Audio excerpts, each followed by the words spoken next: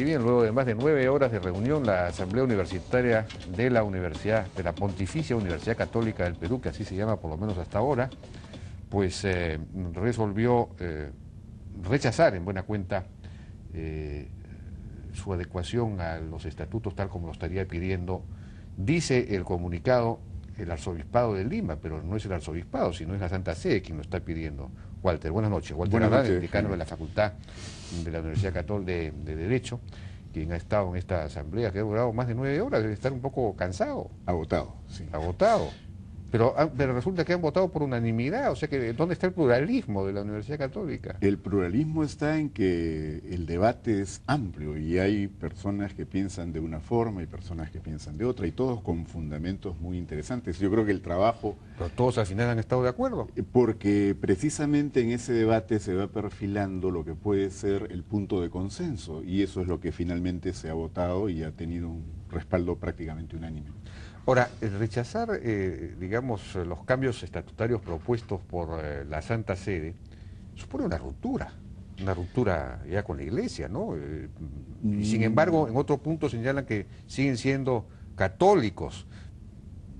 Sí, yo quisiera plantearlo en afirmativo. Lo que estamos señalando es que, en primer lugar, se defiende la autonomía de la universidad. Y claro, en función de eso es, digamos, inviable poder aceptar estas propuestas de modificación que, como ya creo que ha quedado también aclarado ante la opinión pública, partían de una supuesta adecuación de los estatutos de la universidad al documento de la Score Ecclesiae, pero varios de los puntos, sobre todo los que más han resaltado, como por ejemplo el nombramiento del rector, no está contenido en la Score Ecclesiae, ¿no? O sea, esta adecuación se veía ya desde origen forzada y ajena al contenido de los documentos eclesiales. Yo creo que por eso es importante también destacar de que se afirma la identidad católica de la universidad en cuanto a los principios que nos inspiran, en cuanto a la idea de cuál es el modelo de universidad que tenemos que continuar desarrollando, pero además se abre al diálogo, porque dice, bueno, vamos a conversar con las... Pero se abre al diálogo en todo aquello que no tenga que ver con la autonomía de la universidad. Pero por supuesto, por supuesto. Pero entonces la universidad definitivamente no pertenece pues a la Iglesia, es lo que están diciendo ustedes.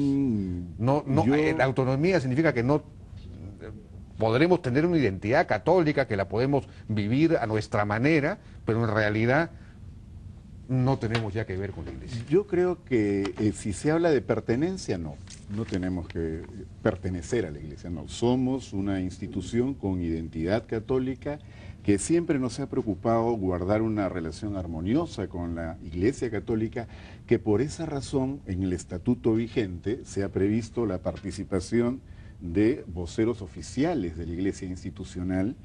En la Asamblea Universitaria, como se ha señalado ya, participan o deberían participar 5 obispos nombrados por la Conferencia Episcopal, y el gran canciller, que en principio es un título honorífico, tiene algunas atribuciones. Pero si la universidad no tiene vinculación orgánica o no pertenece a la Iglesia, ¿por qué hay 5 obispos en la Asamblea? ¿Por qué el gran canciller es el obispo de Lima? En fin, si no tendría ninguna explicación eso. Es decir, bueno, yo creo que tiene una explicación histórica, ¿no? Es decir, la universidad pues va a cumplir 100 años, entonces obviamente ha ido evolucionando progresivamente, y el vínculo con la Iglesia Católica, que siempre, repito, ha querido ser armonioso, en algunos momentos ha sido más bien muy marcado por precisamente la participación de gente de Iglesia al interior de la universidad. Hoy en día creo yo que eso quedó mucho más claro a partir del estatuto que tenemos vigente, que con las modificaciones que han habido en el camino se aprobó en 1983, con participación de obispos en la asamblea que aprobó esos estatutos, con, digamos, la incorporación del gran canciller de ese entonces, que era el cardenal Andázuri, y con cargo a esos estatutos, la Iglesia Católica no ha tenido problema, digamos, en ratificar a cada uno de los rectores que fueron nombrados a partir de ahí hasta 1999. Ahora, en esos estatutos, según, digamos, el abogado del arzobispado, en esos estatutos se menciona que la Universidad Católica es también una persona de derecho eclesiástico.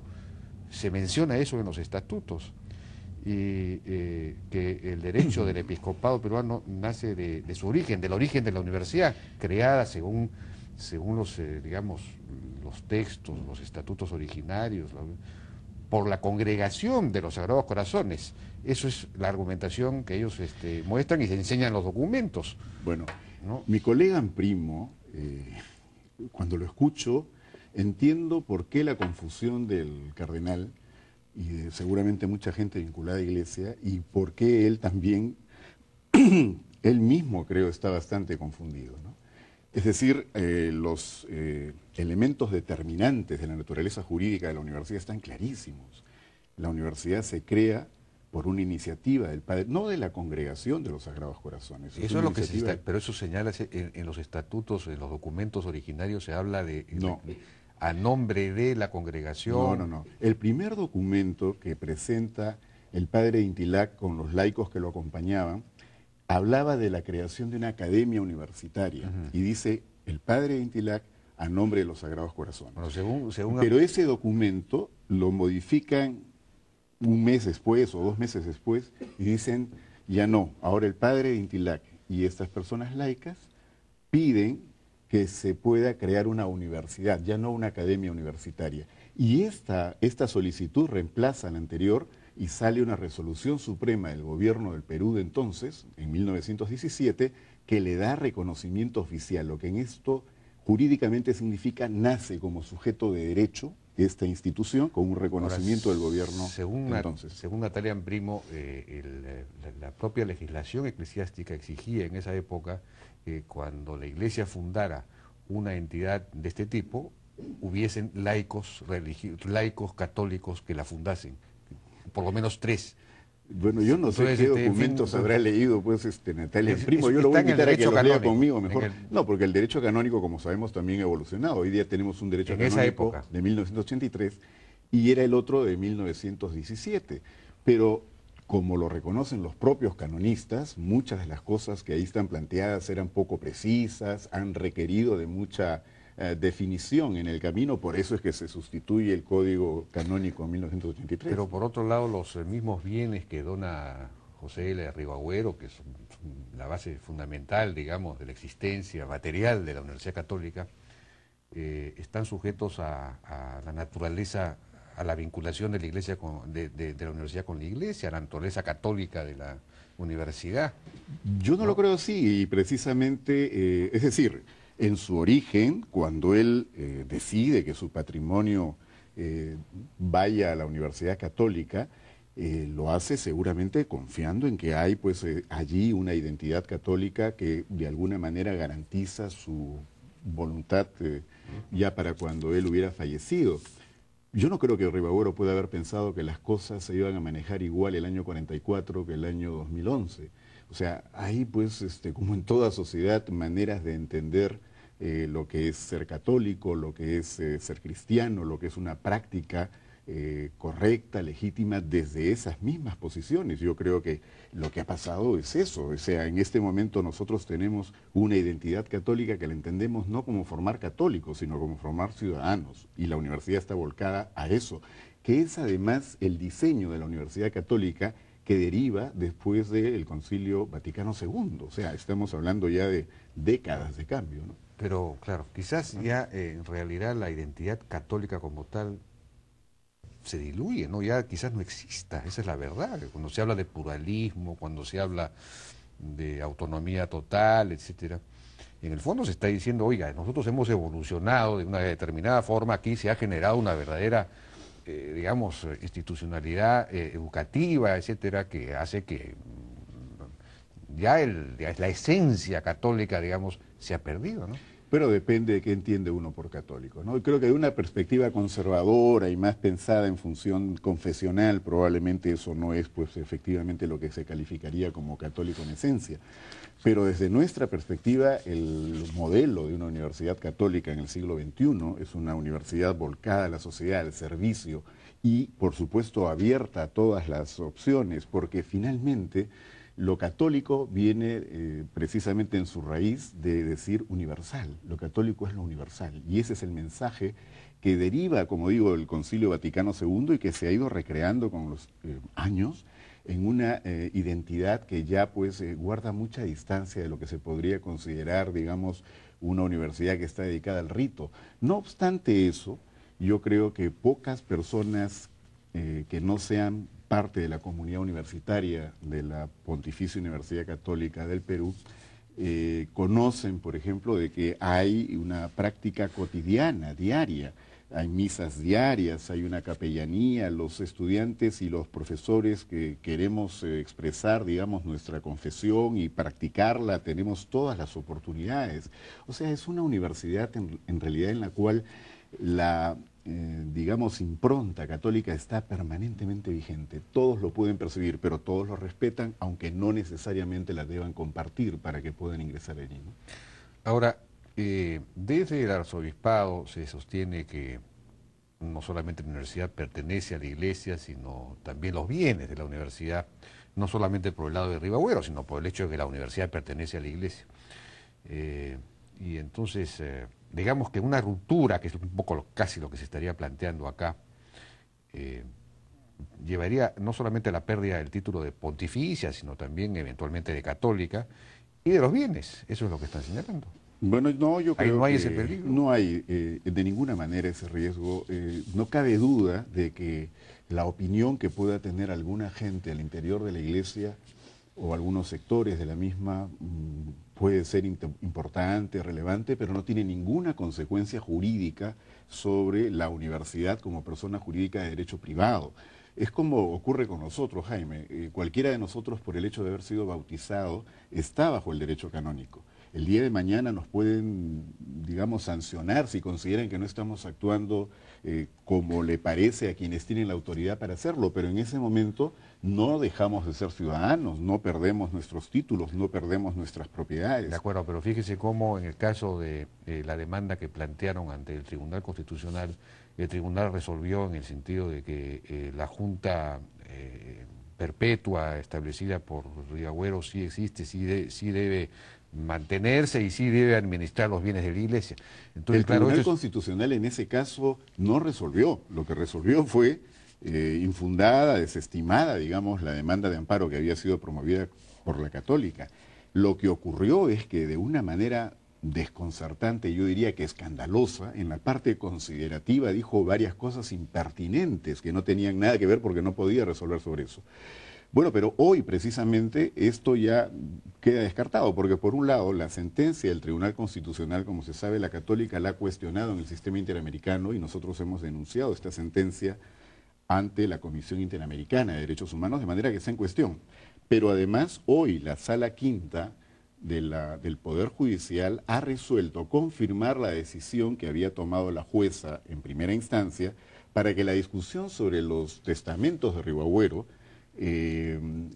decía el colega Primo que tenía ya que cerrarse, se tenía que archivar ese expediente porque decía que la sentencia del Tribunal Constitucional ya habría resuelto todo. Ya se había pronunciado sobre el fondo. Bueno, la jueza con buen criterio dijo que esto no era así, pero claro, fueron entonces en apelación. Hoy la Sala Quinta ha resuelto, confirmando lo que dijo la jueza, que el juicio continúa. Y ahí acaba esto porque ya no hay manera de ir a la Suprema. Bueno, eso significa que el juicio continúa, nada más. Pero que no queda para nada vigente lo que dijo en la parte considerativa de su sentencia el Tribunal Constitucional. Porque ahora entonces, más bien, lo que habrá que ver, y esto sí ya es una discusión más técnica, qué fue lo que dijo Riva Agüero. Pero lo que también quisiera precisar, ¿no? Lo que Riva Agüero, siendo una contribución importante para la universidad, hay que recordar que él fallece el año 44 y la universidad existe de 1917. No es que el patrimonio de la universidad comienza con lo que deja Riva Agüero. Y del 44 al 2011, lo que ha pasado es que lo más importante que deja Riva Agüero, que son los terrenos de Pando, ¿no es cierto?, pero eran chacras. Bueno, pues sobre eso se ha edificado, sobre eso se ha ido creando riqueza a partir del trabajo de la propia comunidad universitaria, de las generaciones que han trabajado ahí. Han habido en su momento aportes del propio Estado peruano para esto. Hay donaciones de fundaciones privadas, de organizaciones y gobiernos extranjeros, de los propios exalumnos, de empresas privadas, por ejemplo, con las que se construyó la Facultad de Derecho, donde ahora yo ejerzo el decanato. Entonces, no se puede hablar de que esto es un patrimonio que tiene que ver solo con lo que dejó en su momento el señor Ribovero, que por muy importante que haya sido, es una parte menor del patrimonio de la universidad. Claro, pero digamos, es el suelo, el territorio, la base sobre la cual se asienta todo lo demás. Claro, entonces perder la propiedad del suelo es un poco complicado. Muchos pueden haber tenido, digamos, las mismas bases, pero si no supieron llevar adelante el proyecto con la prudencia y los criterios adecuados para que eso pudiera rendir frutos, pudieron quebrar en el camino. No es el caso de la universidad, porque creo que ha habido siempre una clara conciencia de la altísima responsabilidad que había de gestionar claro, eso. Eso es verdad, claro, pero digamos, ¿qué pasaría si se pierde la propiedad del terreno? Ese es un poco No, pero complicado. eso no es posible. Eso no es posible. No es posible. Jurídicamente no es posible. Estoy totalmente convencido de eso. Bueno, se supone que está llegando este enviado apostólico, ¿no? Este visitador apostólico, que me recuerda un poco al visitador Lagasca en la época de... No, pero Lagasca fue pacificador, el visitador fue Areche, en 1777, ¿no? Que fue el que tuvo que ver con Túpac Amaru. Claro, no, bueno... Sí, pues fue el pacificador Lagasca, a ese me refería, ¿no? Pero él vino, digamos, a resolver los problemas que había entre los españoles, ¿no? Aquí estaríamos hablando de, claro, a eso me refiero, hay una cierta... Pero cuando llega, tienen alguna noticia, ¿qué van a discutir? Ya no van a discutir nada, decir, oye, le van a decir, pero nosotros ya hemos resuelto esto, entonces es un asunto zanjado. Precisamente eso se tocó como era natural hoy día en la Asamblea, porque esto, claro, ayer se conoció de la decisión... de enviar a esta persona, a este visitador, pero bueno, por lo menos lo que nos hemos podido informar algunos es que normalmente cuando el Vaticano nombra un visitador, que es una cosa excepcional o especial, lo hace señalando siempre de qué persona se trata, el rango que tiene, el mandato que le es conferido y el plazo y la oportunidad en que va a actuar. Nada de esto, como sabemos, se ha señalado, o sea, estamos todavía a la expectativa de ver qué es lo que va a complementar esta decisión o este anuncio más bien. Y si esto es así, nosotros sí queremos conversar y lo que dice expresamente el acuerdo hoy día es vamos a dialogar con las instituciones, con las instancias competentes de la Iglesia Católica y por supuesto que siempre en el ánimo de ver de qué forma podemos armonizar criterios, pero que no afecten nuestra autonomía, que no afecten derechos constitucionales, porque lo que estamos señalando, sí, con toda claridad, es que la Universidad Católica se rige por la Constitución del país, por la ley peruana y por nuestro estatuto. Si algo tiene que llegarse a un acuerdo, etcétera, y es posible, en tanto no afecte lo anterior, tendrá que expresarse en el estatuto. Yo creo que eso hay mucho por conversar, ¿no?